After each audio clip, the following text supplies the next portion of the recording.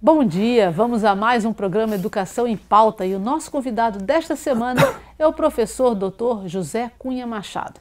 Ele é professor auxiliar do Departamento de Sociologia do Instituto de Ciências Sociais da Universidade do Minho e foi um dos palestrantes convidados da terceira série das Conferências Internacionais em Ciências Sociais que o Instituto Federal de Educação vem promovendo em parceria com aquela universidade, a Universidade do Minho.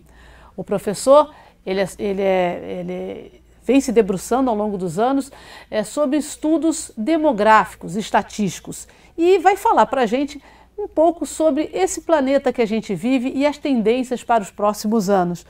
Bom dia, professor, prazer enorme tê-lo aqui conosco.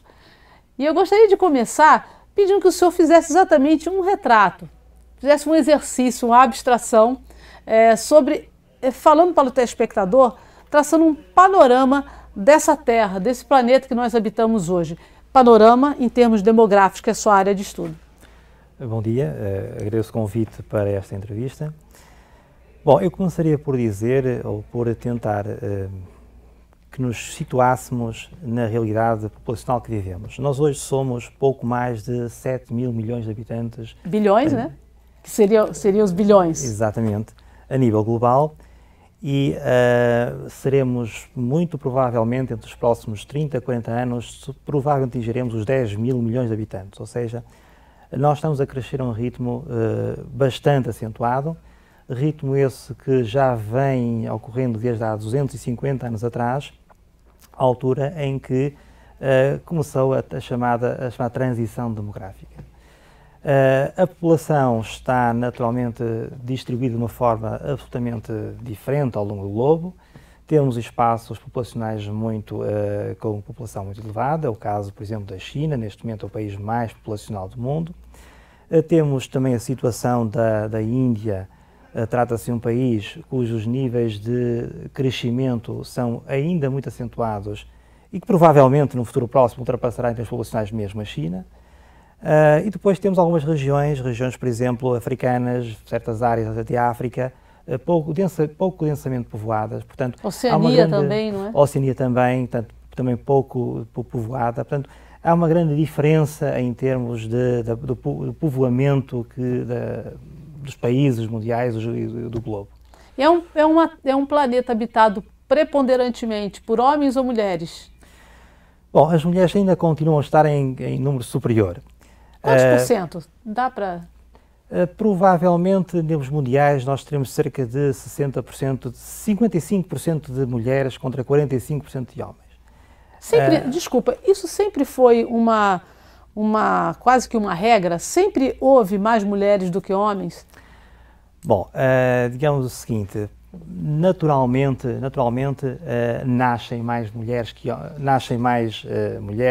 homens, naturalmente. O que faz com que a população feminina seja em número superior. Progredindo nas idades, quando jovens, a mortalidade é muito semelhante em ambos os sexos, mas a partir de idades mais adultas, a mortalidade torna-se muito mais acentuada na população masculina devido aos fatores de risco associados às profissões, às atividades, aos comportamentos dos homens. O que faz com que nas idades mais avançadas existam proporções de mulheres muito maiores, o que faz com que na população mundial as mulheres sejam em maior número que os homens. E em termos de idade, a Terra continua, a população, os terráqueos continuam envelhecendo ou houve uma diminuição do ritmo de envelhecimento? Há muitos anos se vem dizendo a Europa vem num processo de envelhecimento muito grande e as autoridades, quer dizer, a população sabendo dos riscos que isso implica, não se tomou nenhuma providência, não se conseguiu reverter isso? O envelhecimento é um facto incontornável da população, se bem que o envelhecimento afeta de forma diferente diferentes países, diferentes regiões do mundo.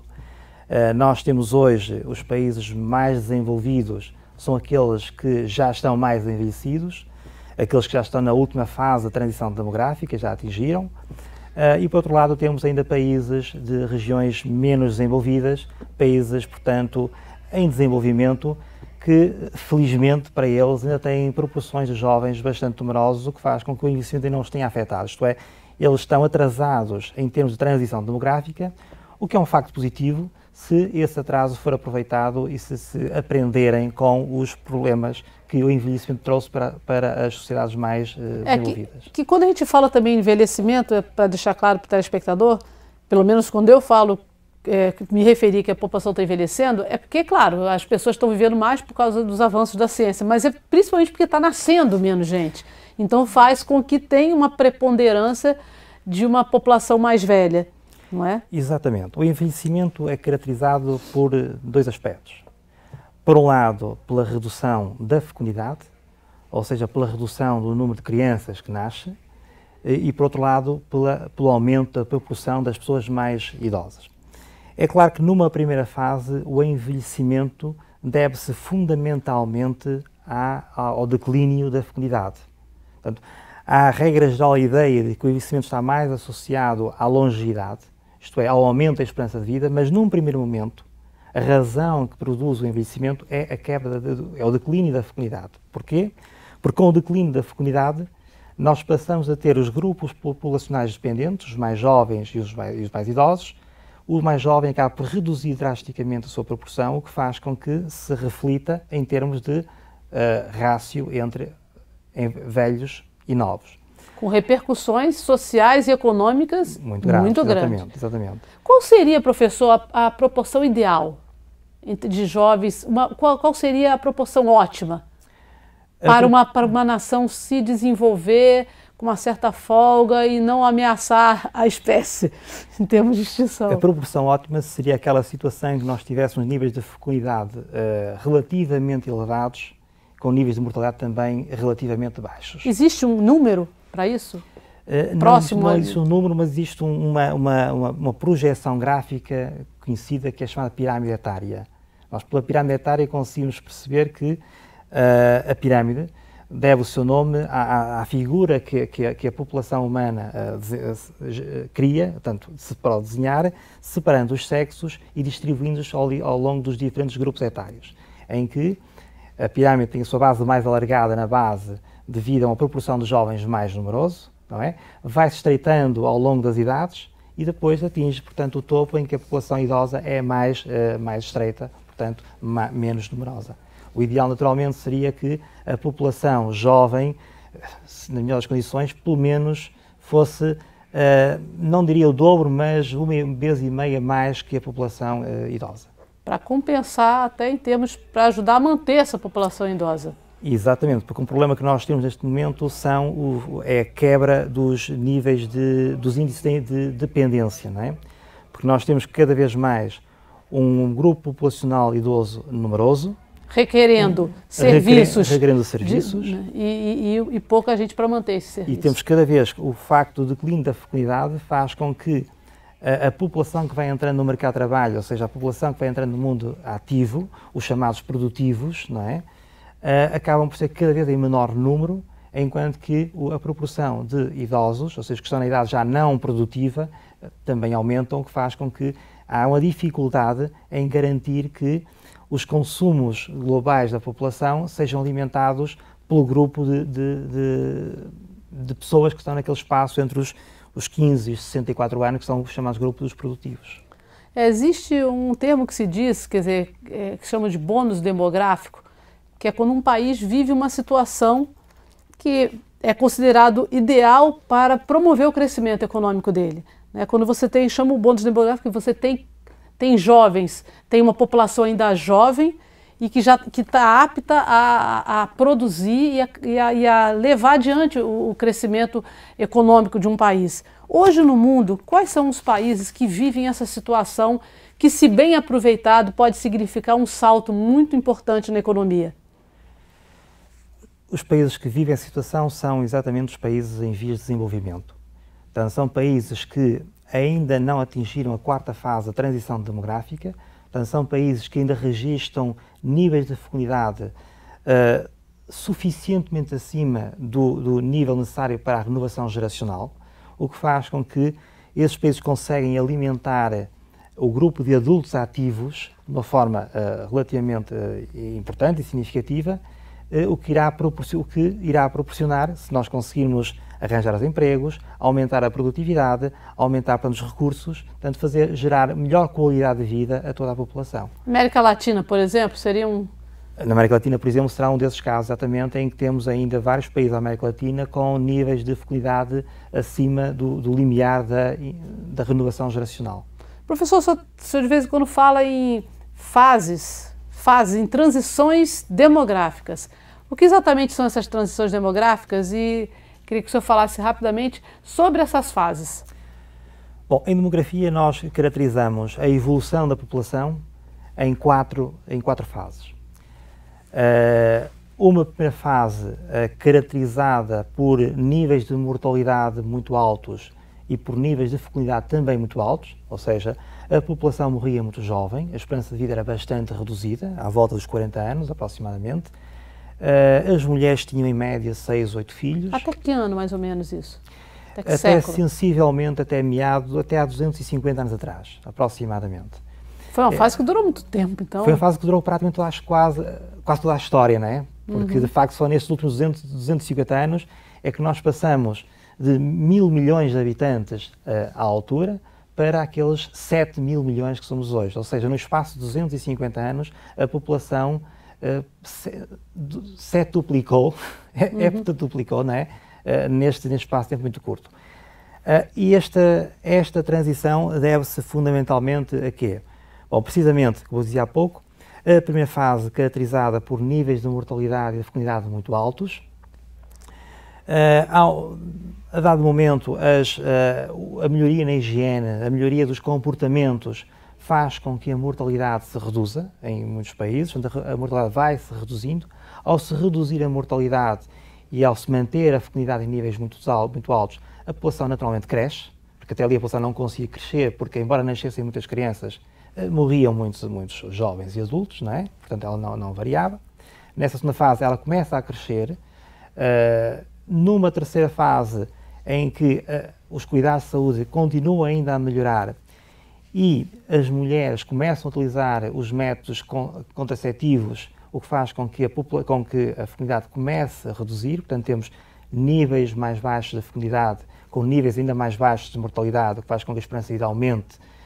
O número de crianças ainda é elevado, mas já mais baixo, portanto, já na ordem dos 3, 4 filhos por família. Portanto, nesse momento estamos na terceira fase da transição demográfica, até o dado momento em que a mortalidade já desceu para níveis a partir dos quais não pode descer muito mais, a esperança de vida aumenta fortemente. Seria a quarta fase. É a quarta fase, exatamente. Os níveis de fecundidade já estão muito baixos. Em alguns países, inclusive, nomeadamente os países mais desenvolvidos, esses níveis de fecundidade já estão abaixo de 2,1, que é o limiar necessário para a renovação geracional. Portanto, enquanto que outros países não desenvolvidos ou pouco desenvolvidos estão exatamente ainda acima desse limiar de 2,1, portanto, nós estamos na quarta fase. Os países mais desenvolvidos, nomeadamente os países europeus, por exemplo, já estão a entrar numa potencial quinta fase da transição demográfica, ou seja, uma fase em que os níveis de mortalidade são baixos, os níveis de fecundidade também são baixos, mas o saldo natural começa já a ser negativo, isto é, as populações já não crescem, já começam a reduzir.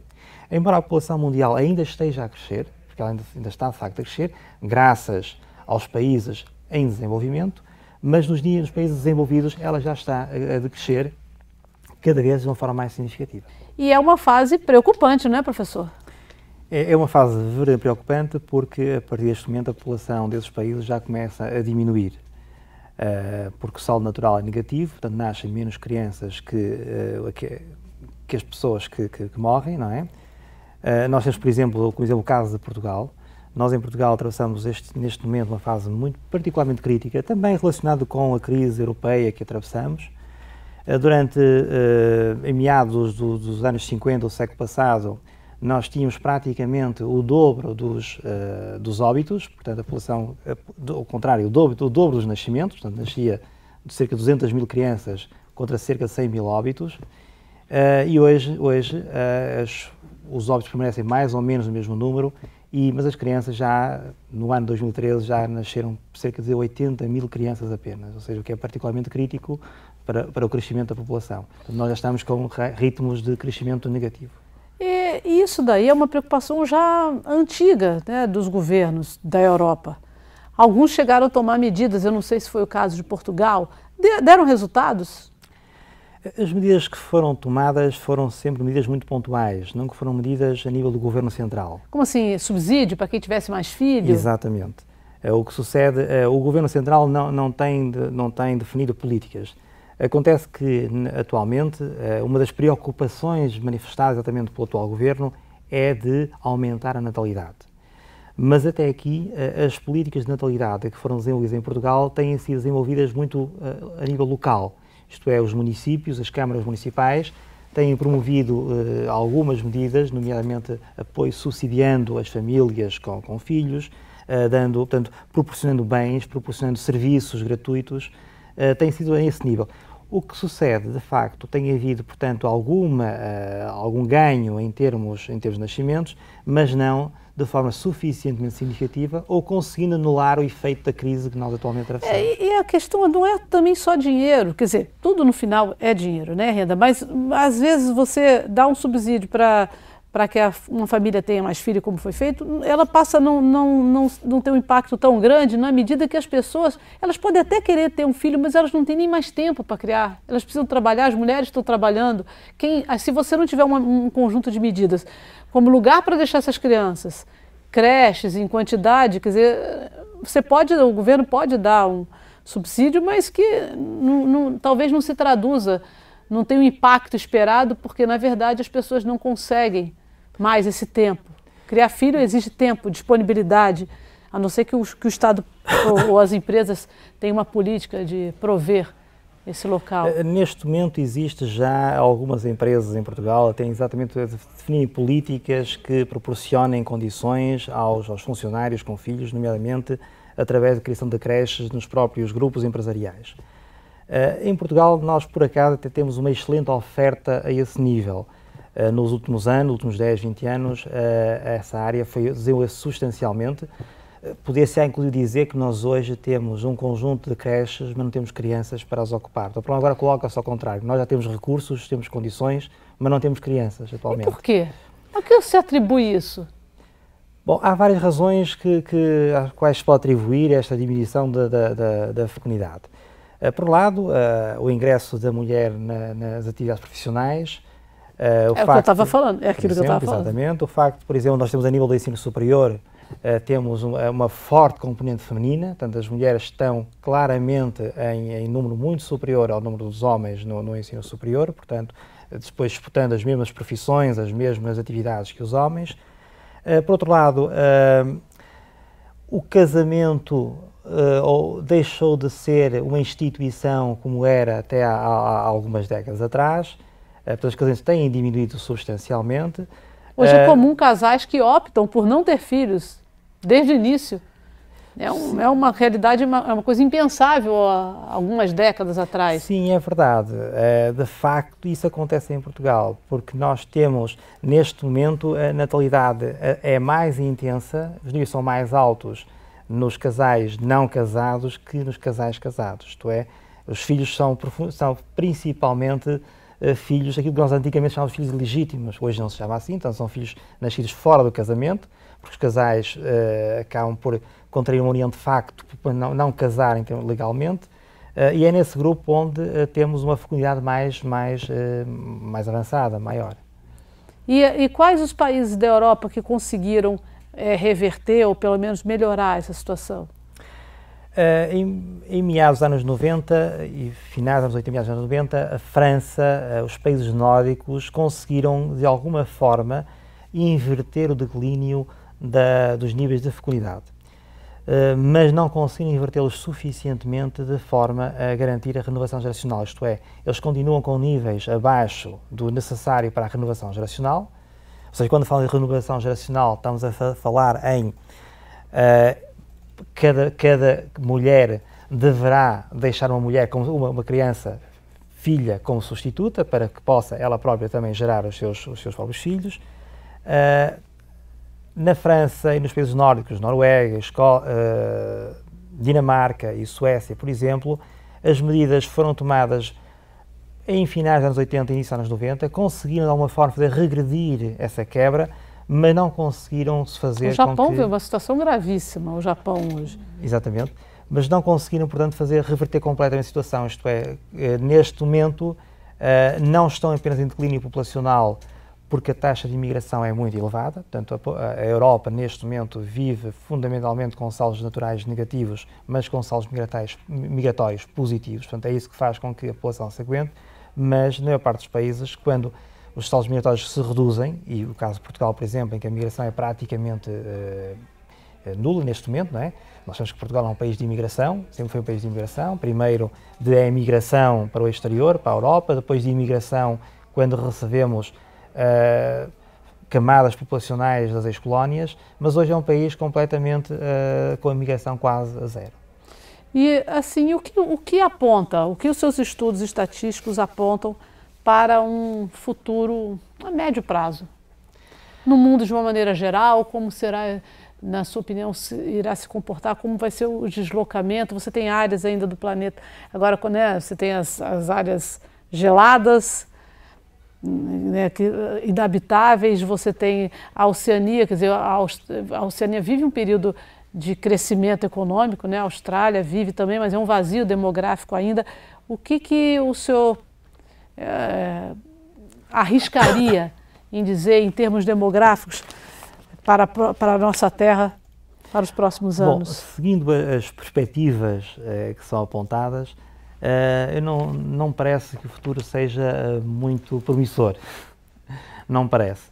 Como dizia há pouco referia que a pirâmide populacional é caracterizada por jovens na base, um número elevado, e por poucos idosos no topo.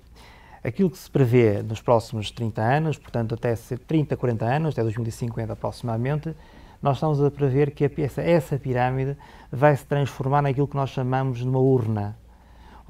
Porque é uma urna? Uma urna é retangular, ou seja, em que a população, em cada grupo etário, imaginemos, por exemplo, até aos 20 anos, dos 20 aos 40, 60 e por aí adiante, nós temos grupos praticamente iguais, ou seja, 25% em cada grupo. Isso é uma situação grave porque significa que temos muito pouca população ativa para um elevado número de população dependente. As perspectivas, por outro lado, também apontam para que os níveis, portanto, a proporção de idosos ultrapasse largamente a proporção de jovens. Portanto, é algo, portanto, em que a pirâmide é uma pirâmide invertida, no fundo. Prevê-se que a proporção de idosos nos próximos 30 anos duplique em relação ao número atual. Portanto, eu diria que os cenários que nós temos não são cenários muito agradáveis. Caso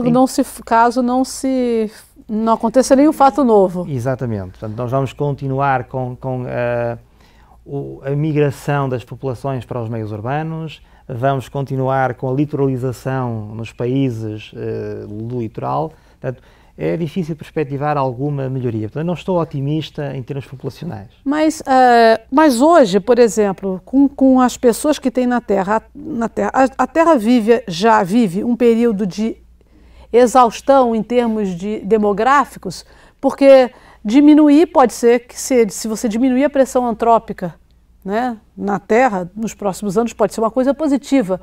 Eu estou partindo do pressuposto, se hoje nós estamos bem, estamos aqui, ainda tem umas áreas, umas estão muito densamente povoadas, mas então, estamos em equilíbrio. Então, se diminuir é uma coisa ruim, mas hoje como é que nós estamos? A Terra, ela é considerada superpovoada? Qual é ou não? Bom, eu diria que a população não está bem distribuída. Sim, mas se somasse tudo, a gente sabe que não é bem distribuída, mas em termos de o quantum que tem na Terra toda, ela é uma terra muito povoada ou ainda não é? Já é uma terra muito povoada, porque como dizia no início, prevendo atingir os 10 mil milhões, ou mesmo ultrapassando os 10 mil milhões daqui a 40 anos, de facto, está a ficar densamente povoada, especialmente porque há zonas que, embora não sejam povoadas na atualidade, é pouco provável que venham a ser povoadas. Tem umas que são difíceis de ser povoadas. Exatamente. De facto, a concentração das populações vai continuar, Porque esse problema que nós temos, talvez encontrássemos soluções, mas elas não aparecem. Nós temos a questão do rural-urbano, por exemplo. Esta desmobilização da população dos espaços rurais para os urbanos, julgo que nós nunca vamos conseguir reverter essa situação. Agora, se a gente levar em conta que, na verdade, os países passam por fases de transição demográfica diferente. Essa é a primeira, você falou primeira, segunda, terceira, quarta fase. Isso acontece, algum grupo de países está na quarta fase, mas tem outros que podem estar lá na segunda ou na terceira. Nós temos países muito ainda... Eu diria que estão na terceira ainda. Ou na terceira, não sei se tudo bem. Mas essa desigualdade, ela é uma coisa e acaba sendo positiva, no final das contas. Exatamente. Para a perpetuação da espécie pelo menos. Claro, mas as perspectivas vão no sentido de, se nada fizermos, esta terceira os países que hoje estão na terceira fase vão inevitavelmente cair na quarta fase e na tal quinta eventual que irá seguir. Portanto, aquilo que nós podemos de facto fazer, como dizia há pouco, é aproveitar hoje o bónus demográfico que esses países têm. Isto é, os países desenvolvidos, que estão numa situação em que já não têm esse bónus, portanto o bónus já passou. A solução, através eventualmente de medidas de solidariedade, seria de aproveitar o momento em que esses países atravessam para, através de apoios, através, portanto, de políticas, políticas que apoiassem, portanto, que promovessem o emprego, que promovessem o desenvolvimento desses países, pudessem fazer com que esse bónus demográfico, que seria no primeiro momento naqueles países, pudesse depois reverter a nível mundial. E impactar positivamente esses países que já não têm essa juventude para poder trabalhar e ajudar a sustentar a sua população idosa. Exatamente. Ok, professor. Muito obrigada pela sua participação no nosso programa. Esperamos tê-los de volta aqui. Obrigado. E a gente fica por aqui, mas na semana que vem tem mais.